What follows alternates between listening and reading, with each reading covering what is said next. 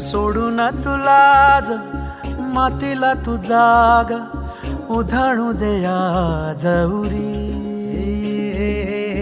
उजाडू दे आज साकड हे माग होऊ दे पहाट नवी.